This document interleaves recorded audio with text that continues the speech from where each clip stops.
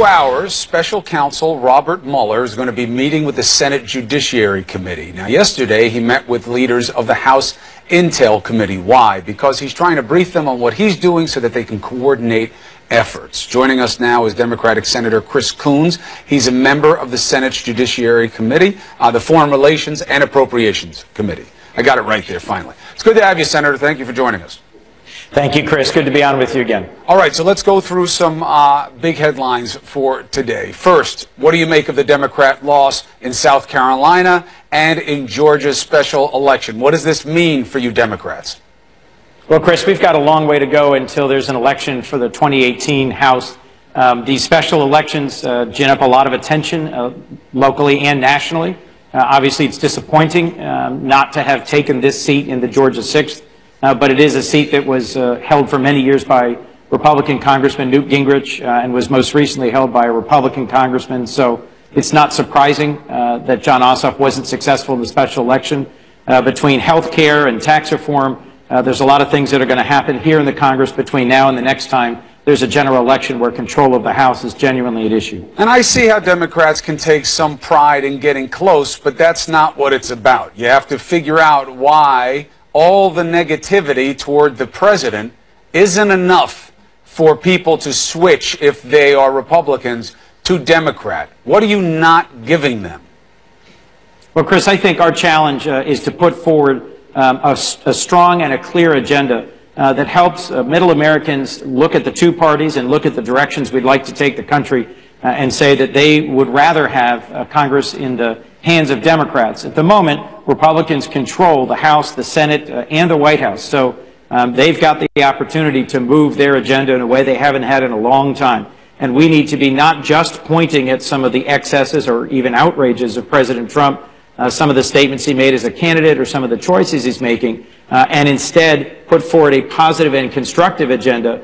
I think if we don't do that, we won't be successful in 2018. If we do that, I think we've got a really strong chance of taking back the House. All right, let's get your take on two issues that do matter to the American people. The first one, the press secretary says he hasn't had a chance to talk with the president yet about whether or not he agrees that the Russians hacked and interfered during our election. Do you believe that on any level? The fact, of course, is the president has talked about this many times. He's always been sideways on acknowledging the Russian hacking, despite all of the evidence that it actually happened. But what do you make of the press secretary saying they haven't talked about it?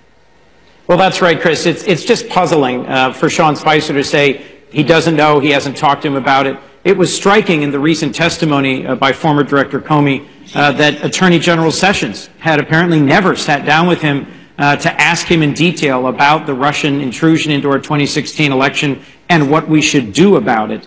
The more important thing is that it's not clear that President Trump takes this seriously as the assault on America that it is. Here in the Senate, on a bipartisan basis, we passed strong sanctions against Russia by a vote of 98-2 last week. And I think that shows that Republicans and Democrats have come together to confront this threat.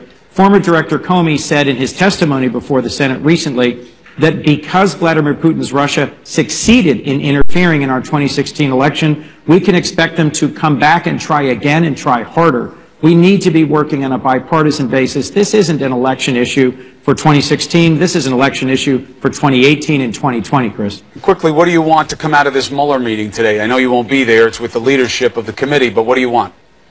It's called deconfliction. It's making clear what's the investigation that Mueller is looking into and what's the investigation that the Intelligence Committee and the Judiciary Committee are looking into to make sure that there isn't interference between those two investigations. Former Director Comey testified recently that he believed it's entirely possible to have ongoing investigations here in the Congress, and I have confidence in those investigations. In the Senate, they're moving forward in a strong and bipartisan way. Comey testified it's possible for those investigations to move forward without causing a needless interference with the counterintelligence and possibly criminal investigation being led by Special Counsel Mueller. But Comey is out and Mueller is in, and you will learn today what he thinks about deconfliction. We look forward to getting that reckoning. Lastly, health care. There's a lot of hypocrisy going on, nothing new where you are. You have a undoubtedly closed process. The Republicans are saying they're going to have a draft maybe tomorrow, but this week, and they want to vote next week? What do you see coming?